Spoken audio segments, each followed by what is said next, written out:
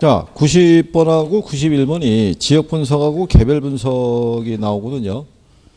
예, 그래서 이제 거기 보시면, 옳지, 90번에 보면 옳지 않은 거를 물어봤을 때요. 1번에 보면 지역 분석은 당해 지역의 표준적 이용의 장래 동향을 명백히 하는 거고요. 개별 분석은 지역 특성 하에서의 당해 부동산의 최유효 이용을 판정하는 것이다. 이렇게 돼 있죠. 그러니까 여기서 보면요. 요 표준적 이용이 있고 무슨 이용이 있어요? 최유효 이용이 있을 때. 그럼 여러분들이 만약에 여기가 상업지역이에요. 그죠? 그러면 이게 표준적 이용이에요.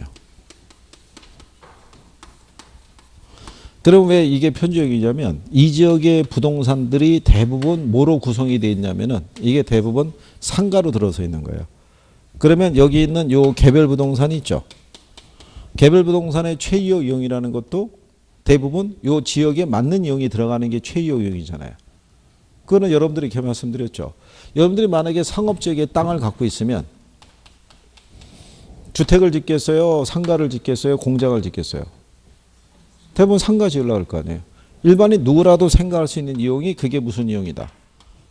그게 최유효 이용이라고요. 그러니까 개별 부동산의 최유효 이용은요. 지역의 표준적 이용에 영향을 받아서 결정이 된다고 볼 수 있죠. 무슨 말인지 하시겠나요? 네. 그래서 이제 얘는 표준적 이용, 얘는 무슨 이용? 최유효 이용을 판정할 때 그 기준이라고 생각하시면 되고요. 그래서 이제 개별 분석은 개개 부동산의 가격을 판정하는 걸 말하고요. 지역 분석은 그 지역에 속하는 부동산의 가격 수준을 판정하는 거란 얘기죠. 그럼 우리가 지난번에 이렇게 얘기했었죠. 얘가 가격 수준을 판정하고 얘는 무슨 가격을요? 그러면 이 구체적 가격을 산정하려고 그러면요. 얘네들의 구체적 가격을 산정하려고 그러면 뭐가 나와야 되냐면 이게 나와야 돼요. 그러니까 둔산동에 만약에 주거지역에 있든 상업지역에 있든 간에 여기 시세가 나와야 된다고요.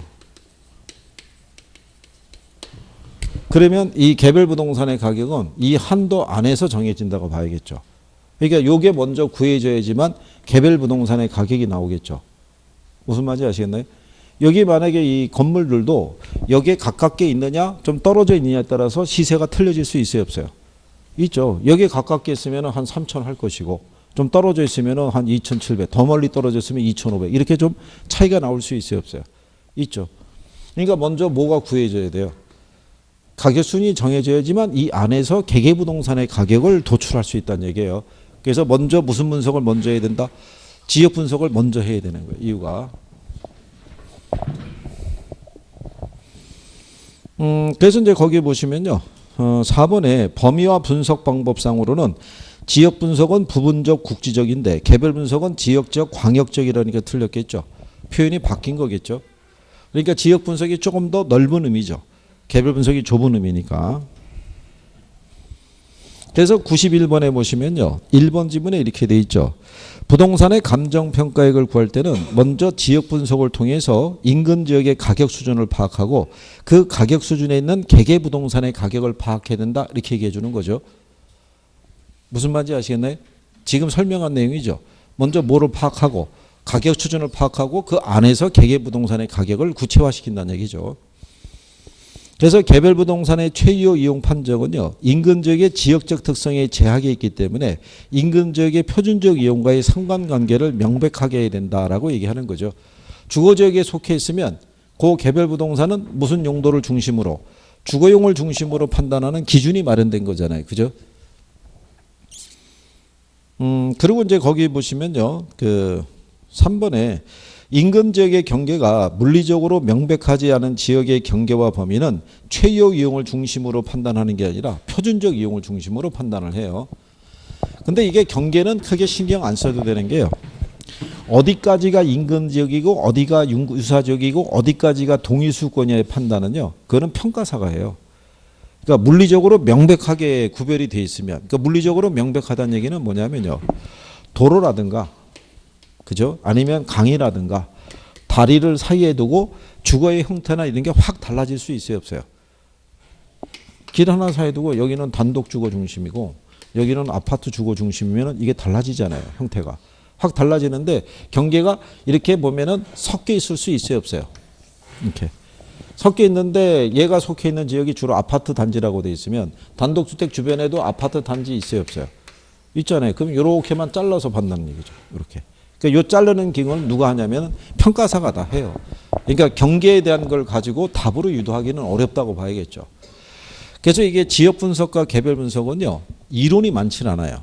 많지는 않은데 감정평가 절차상 제가 필요하기 때문에 간단하게라도 물어봐요. 그러니까 나오면 맞춰줘야 되는데, 이게 지난번에 설명했잖아요. 가계 원칙이 작년에 나왔고 지역 분석과 개별 분석이 재작년에 나왔어요. 또 그전에는 가계 원칙이 나왔고 지금 현재 둘이서 이렇게 크로스로 움직이고 있다고요. 그러니까 어쨌든 간에 지역 분석하고 개별 분석, 가계 원칙은 우리가 정리를 해둬야겠죠. 저희가 지금 간평에서 지금 바라는 거는 한 3개만 맞자는 거잖아요. 삼방식의 계산 이런 건 버리더라도. 그렇잖아요. 네, 그러니까 이론에 대한 것 중에서 얘네 정도는 구별이 되셔야 돼요. 그리고 이제 92번에 가시게 되면은요. 가로 안에 들어갈 내용으로 옳은 것을 물어봤죠. 원가법은 비용성의 원리라는 거 아시죠? 그거는 이걸로 해드렸잖아요.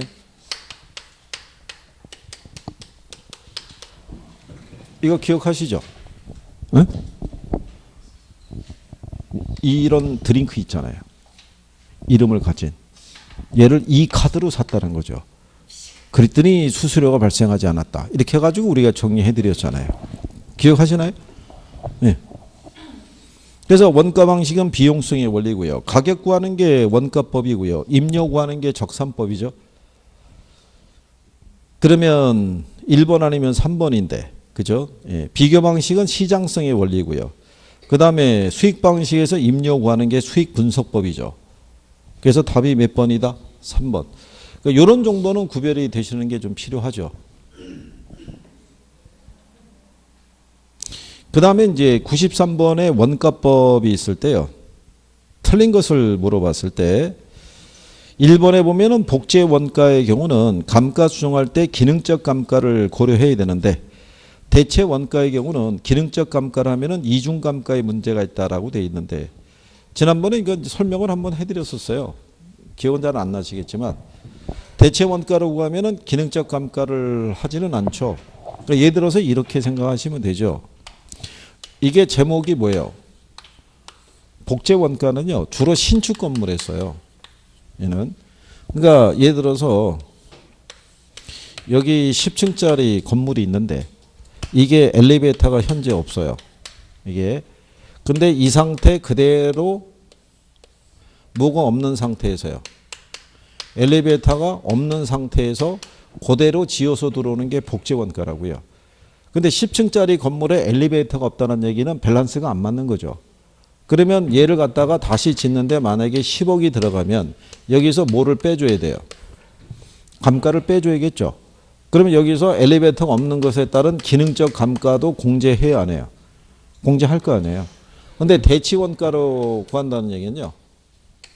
지금 누가 10층짜리 건물인데 엘리베이터를 안 넣고 건축하는 데가 어디 있겠어요. 그죠? 그러니까 얘를 지금 현실에 맞게끔 수정해 주는 거예요. 한 7층으로 짓는다고 가정하고 뭐를 설치해 줘요. 엘리베이터를 설치해 주는 거예요.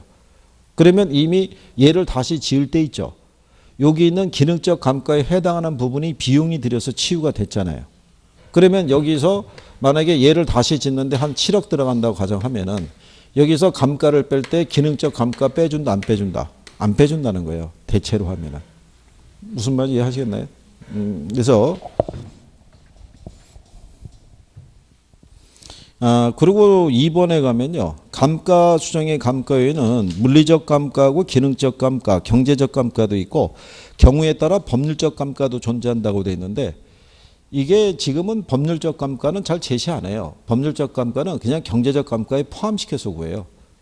그러니까 이제 그거 2번 지문의 법률적 감가 같은 경우는 참고하셔도 돼요. 자, 그랬을 때 3번에 보면 감가 요인 중에 사용에 따른 마모, 노후화, 파손, 형식의 구식화 등은 물리적 감가에 해당이 된다. 그러니까 틀렸다는 얘기죠. 대부분 이 감가를 적용할 때요. 물리적 감가는 이게 시간의 경과라든가요. 또는 사용 등에 의해서 발생하는 감가 얘기하고요. 기능적 감가라는 것은 설비라든가 구조 등의 노후화라든가 또는 구식화 있죠. 네, 여기서 발생하는 게 기능적 감가인데 얘들은 다 연결되어 있다고 보시면 되죠. 오랜 시간이 경과하면 안에 있는 설비나 구조도 다 노후화되고 구식화되는 거죠. 그래서 제일 먼저 우리가 이 부동산 거래할 때 보면은 제일 먼저 이 물건의 상태를 물어보죠. 상태라는 게 뭐냐면 지은 지 몇 년 됐냐 이걸 물어보죠. 그러면 대충 연수를 보면은 대충 어떻게 됐겠다라는 게 추정이 되죠. 네. 그리고 이제 경제적 감가라는 건요. 이거는 이제 인근 지역의 쇠퇴 있죠. 네, 여기 등에서 이제 발생하는 거죠. 그러니까 이게 무슨 얘기냐면 우리가 저기 군산에 가면 지행 공장 폐쇄됐잖아요. 그럼 그 지역에 뭐가 많겠어요? 공실 이런 게 많아지면은 임대 수익이 많이 줄어들겠죠. 그렇죠? 그러니까는 이런 경제적 감가는 요거는 치유가 불가능한 감가예요. 그 부동산에 대한 예를 들어서 인테리어나 단장을 새로 한다고 해서 이 부분이 해소가 되는 건 없어요. 그렇죠? 그래서 요 물리적 감가랑 관련 있는 원칙이 변동의 원칙, 기능적 감가랑 관련 있는 게 균형의 원칙, 요거랑 관련 있는 게 적합의 원칙 이렇게 해드린 거죠. 예.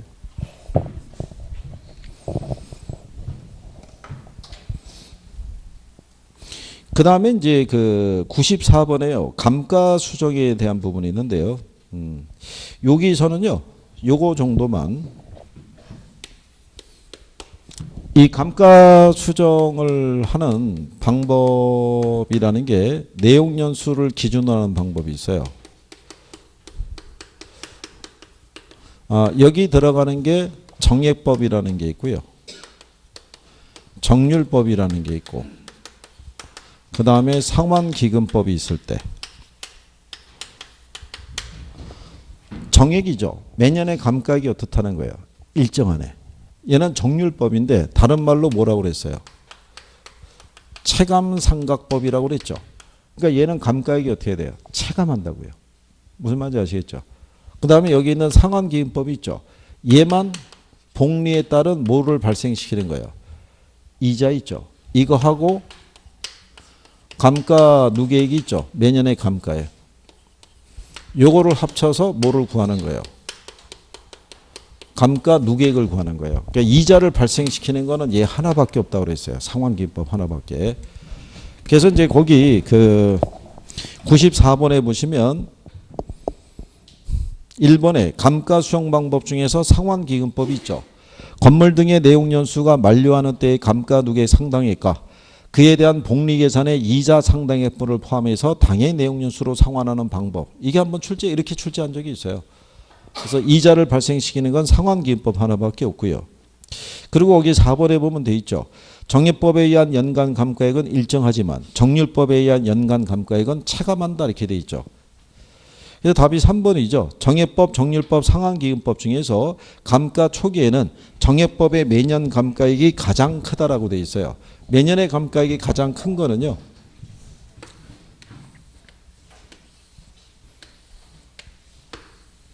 이렇게 돼 있으면요. 이게 정률법이고요. 초기 감가액이 제일 크니까. 근데 얘는 수평이니까 매년의 감가액이 일정하다는 얘기죠. 이게 정액법. 이게 상환기금법. 그러면 얘네 차이가 무슨 차이냐면 이자 차이라고요. 이자. 요거 한 거 기억하시나요? 그러니까 초기 감가액은 어느 게 제일 큰 거예요? 정률법이 제일 커요.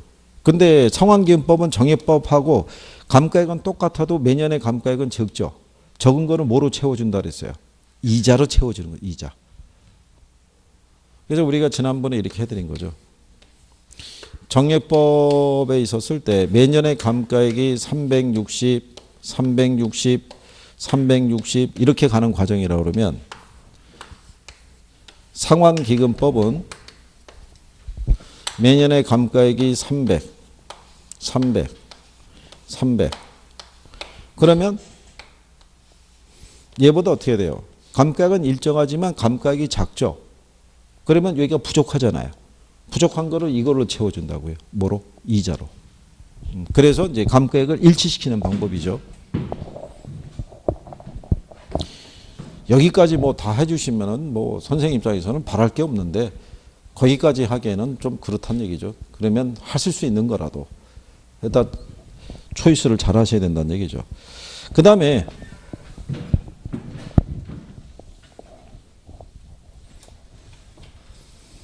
우리가 이거 한 것도 기억하시나요? 기업회계상의 감가상각이 있고요. 감정평가상에 뭐가 있을 때? 감가수정이 있을 때. 얘네는 무슨 원가 기초하고요? 취등원가. 얘는 무슨 원가? 제주달 원가를 기초로 한다는 거. 얘네는 관찰감가를 인정한다 안 한다? 안 하는데 얘는 관찰감가를 뭐 한다고 그랬어요? 인정한다라고 그랬었죠. 주로 요거 두 개를 많이 바꿔주는 거예요. 그러니까 기업회계상에서는요. 여기는 취득원가에서 감가를 해서 여기는 그냥 장부가치 구하는 거예요. 그죠? 근데 여기는 여기다가 감가를 해서 적정한 무슨 가치를 구하는 거예요? 시장 가치를 구하는 개념이다라고 얘기한 거죠. 그럴 때 이제 시험상에서 보면요. 제일 많이 바꿔주는 게 요거. 그 다음에 관찰감가를 인정하냐 안 하느냐 뭐 이런 것들을 바꿔서 이제 출제하는 거죠. 그래서 거기 95번에 보시면요. 자, 감가 수정 방법에 관한 설명 중에서 틀린 것으로 묶은 걸 물어봤을 때 기억에 보면 회계 목적의 감가상각은 제조달 원가를 기준으로 하지만 감정평가의 감가수정은 취득 원가를 기준으로 한다고 돼 있죠. 그럼 바뀌었죠, 둘이서. 그 다음에 니은에 가면 회계 목적의 감가상각은 관찰감가를 인정하나 감정평가의 감가수정은 관찰감가를 인정하지 않는다 그랬으니까 역시 틀렸겠죠. 그 다음에 감가수정할 때 내용연수는요. 경제적 내용연수를 기준으로 해요. 그래서 기역, 니은, 디귿이 틀린 거죠. 그래서 이제 감가 요인은 물리적, 기능적, 경제적 요인으로 구분할 수 있고요. 미음에 가게 되면 정률법에서 매년의 감가액은 첫 해가 가장 크고 해가 갈수록 점점 줄어든다고 돼 있죠. 그래서 우리가 체감식이라고 얘기하는 거죠.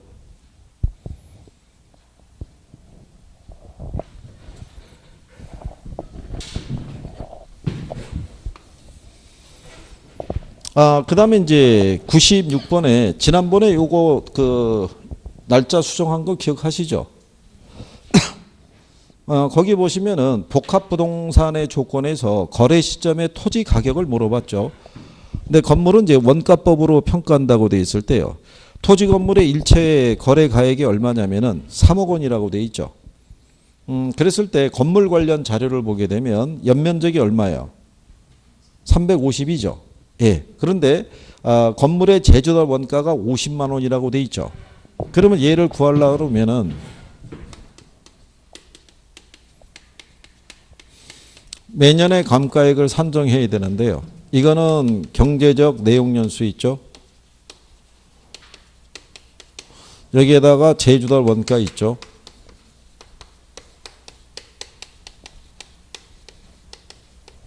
근데 여기서 지금 제주달 원가를 구하라고 준 거죠. 350 평방미터인데 평방미터당 그 비용이 얼마냐면 50만 원이죠. 그러면 얘 계산하시면 얼마 나오겠어요? 1억 7,500만 원 나오겠죠. 저거 곱하시면은 50만 원 곱하기 350 평방미터 곱하면은 1억 7,500 나오는데요. 잔가율은 0이라고 그랬잖아요. 그러면 경제적 내용일수가 몇 년이에요? 50년이죠. 그러면 50으로 나누면은 얼마 나오겠어요?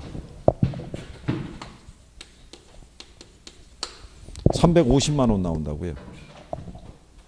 나누면. 그러면 여기서 뭐 구해야 돼요?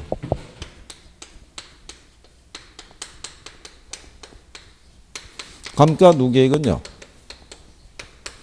매년의 감가액에다가 뭐를 곱해야 돼요? 경관연수를 곱해야 되는데 350을 구했잖아요. 그럼 경관연수가 몇 년이에요? 경관연수가. 거기 보면은 이게 2018년하고 1995년이잖아요. 그럼 얼마겠어요? 23년이거든요. 그러면 350 곱하기 23을 하시면 돼요. 그러면 금액이 얼마 나온다는 얘기냐면은 8,050만 원 맞나요? 535 그죠?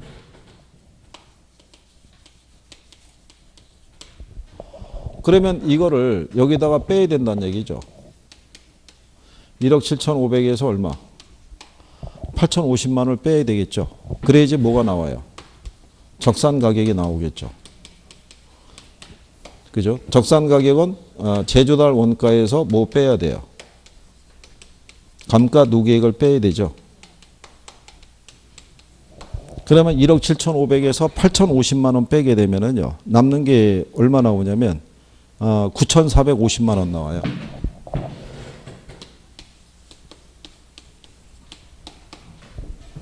그러면 전체 부동산의 가치가 얼마라고 한 거예요? 3억이라고 한 거죠. 네, 전체 부동산의 가치가 3억인데 얘가 9,450만 원이라고요. 그럼 3억에서 9,450 빼면은 남는 게 토지 가치란 얘기죠. 그렇게 해서 구한 게 2번에 2억 550만 원이라고요. 근데 복잡하죠. 이렇게는 잘 나오기 어렵다는 얘기죠. 이게 1분 안에 풀기가 힘들죠. 도출해가지고. 그래서 출제자들이 통상 이거 한 5년 줘요. 경관연수. 웬만하면 암산으로 할 수 있게끔 맞춰서 배열한다고 생각하시면 돼요.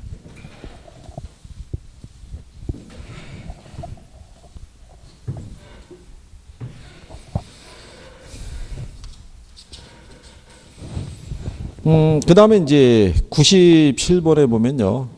거래사례비교법에 관한 다음 설명 중에서 틀린 거 물어봤을 때 거래사례비교법에서는요.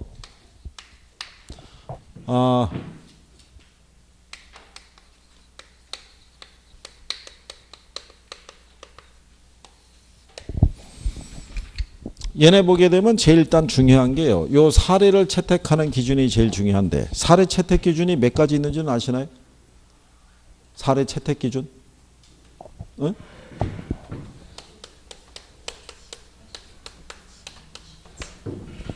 요거예요. 면적은 개별 요인이기 때문에 여기에 포함시켜서 구해요.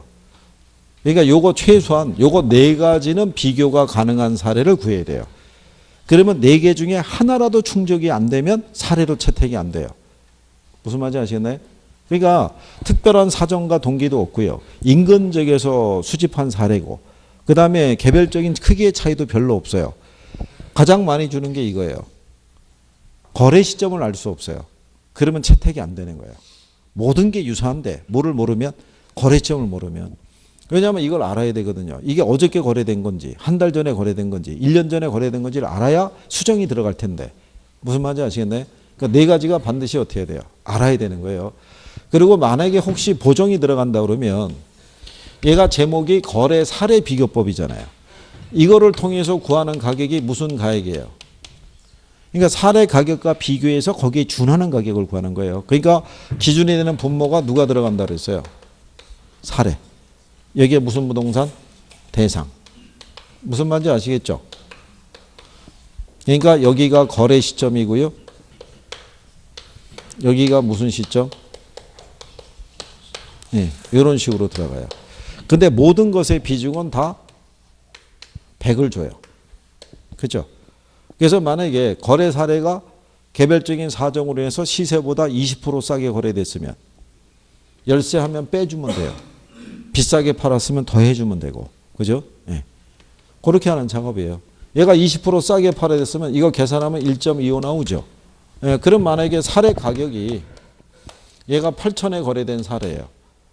근데 얘가 20% 싸게 거래된 거잖아요. 그러니까 8,000 곱하기 1.25 하면 1억으로 올라가요.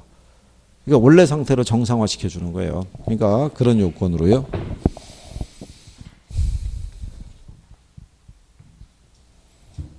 자, 그래서 이제 거기 4번에 보면요. 사례가 유사지역의 사례일 때는 지역 요인을 비교할 필요가 없다 그러니까 틀렸다는 얘기죠. 어디서 구했다면? 인근 지역에서. 그죠? 그죠? 예. 그리고 표준지 공시가를 기준으로 토지를 평가할 때는요. 사정 보정을 감안할 필요는 없죠. 이미 표준지로 선정되는 과정에서 무슨 작업이 이루어진 거예요? 사정 보정 작업이 이루어졌다라고 보시면 되죠.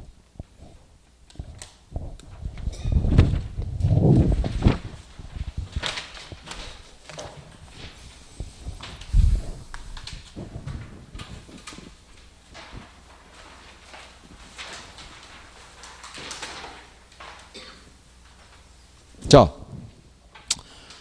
자본 환원율에 대한 부분이 있는데요. 옳은 거를 물어봤다는 얘기죠. 근데 이게 환원율 구하는 방법에서는요. 우리가 시조 12에서 5가지가 있다라고 말씀을 드렸는데 실상 여러분들 시험에서 인용하는 거는 투자결합법하고요. 에르도법하고 부채감당법이 있죠. 예, 여기까지는 시험상에서 썼어요. 근데 투자결합법을 보면요. 물리적 투자결합법이 있고 금융적 투자결합법이 있죠. 근데 여기는 뭐 계산 논리로 인용을 한 거기 때문에 물리적이라는 거는 부동산이 뭐하고 뭐의 합으로 되어 있다고 그랬어요. 근데 토지에서 발생하는 수익과 건물에서 발생하는 수익이 서로 어떻다? 다르다는 얘기죠. 그러니까 각각의 수익률 구해서 가중평균해서 종합환원율 구하라는 얘기고, 금융적이라는 것은 부동산이 지분과 저당의 합으로 되어 있다고 그랬죠. 근데 지분 투자자가 요구하는 수익률과 저당 투자자가 요구하는 수익률이 서로 다를 수 있으니까 각각 구해서 가중평균해서 구하라 이렇게 얘기한 거죠. 그러니까 동일하다면 틀리는 거죠. 이론적으로. 그 다음에 에르도법은 뭐를 기초로 구하는 거예요? 세전. 그러니까 얘는 뭐를 반영하지 못한다고 그랬어요? 소득세 또는 소득세율을 반영을 한다 못한다? 못한다. 얘만 유일하게 누구의 입장에서? 저당 투자자의 입장에서 환원율을 구하는 건 이거 하나밖에 없다라는 거. 네.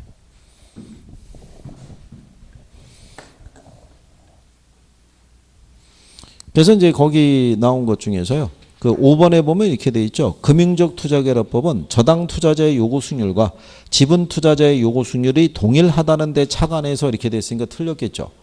실제로 그렇게 한번 출제한 선례가 있어요. 틀린 거 고르라고 그래서. 그래서 이제 1번에 보면 에르도법은 매기간 동안의 현금 수지, 기간 말 부동산의 가치 상승 또는 하락분, 보유기간 동안의 지분 형성분의 세 요소가 자본 환원율에 미치는 영향으로 구성되어 있다 이렇게 돼 있죠. 그러니까 에르도는요. 환원율이라는 게 그 물건에 대한 수익성의 크기를 나타낼 때요. 환원율을 구성하고 있는 요소가 뭐 얘기하냐면요. 부동산에 투자해서 발생하는 현금 흐름이 있죠. 세전. 그거 하고요. 근데 여러분들이 보시다시피 세전이라는 거는 순영업소득에서 뭐 뺀 거예요? 부채 서비스액을 뺀 거잖아요. 그러면은 돈을 빌려서 원리금을 갚았다는 얘기죠. 그러면은 원래 물건이 10억짜리인데요. 6억은 내가 융자를 받았고 4억은 내가 지분으로 들어갔어요. 그러면 보유기간 중에 원리금 상환하면은 이자는 경비로 공제되더라도 원금을 상하는 것만큼 내 지분이 어떻게 돼요? 늘어났잖아요. 이것도 수익으로 봐야 된다는 거죠. 갚아서 지분이 늘어난 거. 그게 지분 형성분이라는 거예요. 그게. 그 다음에 얘 10억에 샀는데 나중에 팔 때 11억에 팔았어요. 그럼 차액이 1억이 남았죠. 그럼 이거 은행이 가져가겠어요? 내게 되겠어요? 내 거잖아요. 그러니까 그것도 수익으로 봐야 된다 이런 얘기예요. 그래서 수익률의 구성이 그렇게 세 가지로 돼 있다 이렇게 얘기해 주는 거죠.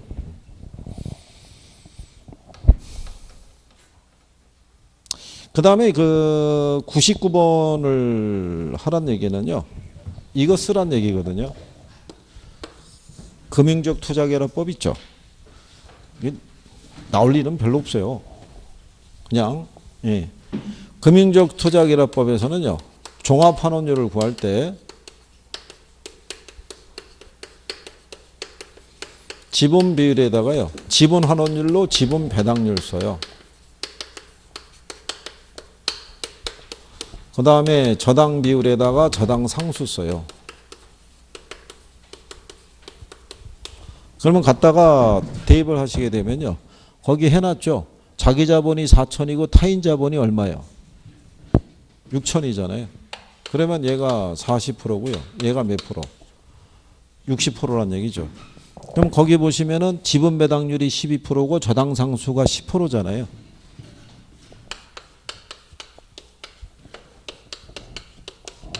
이렇게 나오겠죠. 그죠? 그러면은 계산을 하시게 되면 12%에 대한 0.4 하면은 4.8% 나오겠죠. 10에 대한 0.6 하면은 6% 나오겠죠. 두 개 더하면은 10.8% 나오겠죠. 원래 이거 곱하시게 되면요. 0.048 이렇게 떨어지고요. 얘는 0.06 이렇게 떨어진다고요. 그러니까 두 개를 더하게 되면 0.108 이렇게 나올 거라고요. 더하시면은 그러니까 10.8% 나오는 거죠. 이게.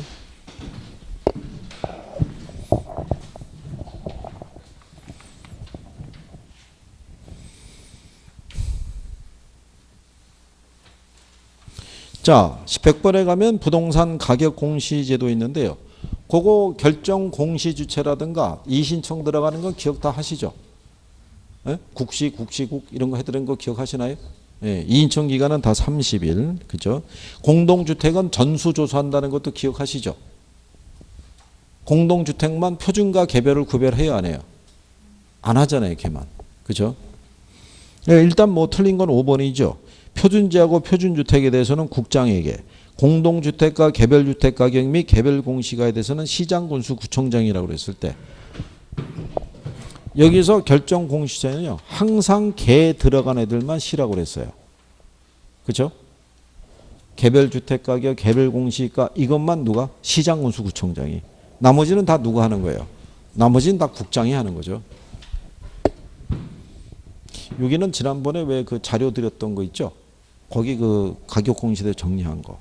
예, 그 정도라도 기본적으로 정리가 되면 어느 정도는 풀 수 있을 거예요. 웬만한 거 다 정리를 해놨기 때문에. 그래서 여기까지 해서 백선을 이제 풀어보신 거죠.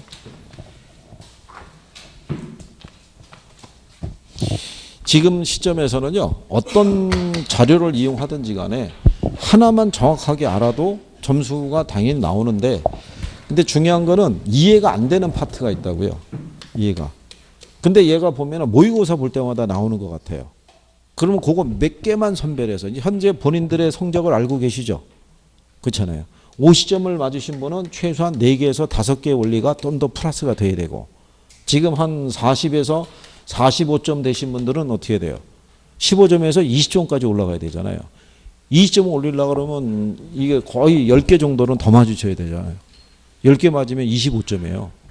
그죠? 예. 그러니까는 요 기간 동안에 집중적으로 거기 파트만 이해할 수 있도록 해 주셔야 돼요. 그러니까 웬만하면 남아서 공부도 좀 이렇게 하시면서, 그죠? 안 되면은 난 저한테 물어보시거나 아니면 여기 계신 분들 간에 이렇게 협의를 통해서도 정리 한번 해 보시든가. 그죠? 지금은요, 끝날 때는요, 놀아도 학원 근처에서 노시는 게 유리해요. 만약에 이제 선생님이 뭔가 추가로 전달을 해야 될 상황이 있으면 종강을 한 이후에서는 전달할 방법이 없어요. 흩어지시니까. 그렇잖아요. 예, 그러니까 얼마 안 남았잖아요. 그죠? 저거 15일 지나면요. 이제 오고 싶어도 못 오는 거예요. 끝났어, 이제. 그죠?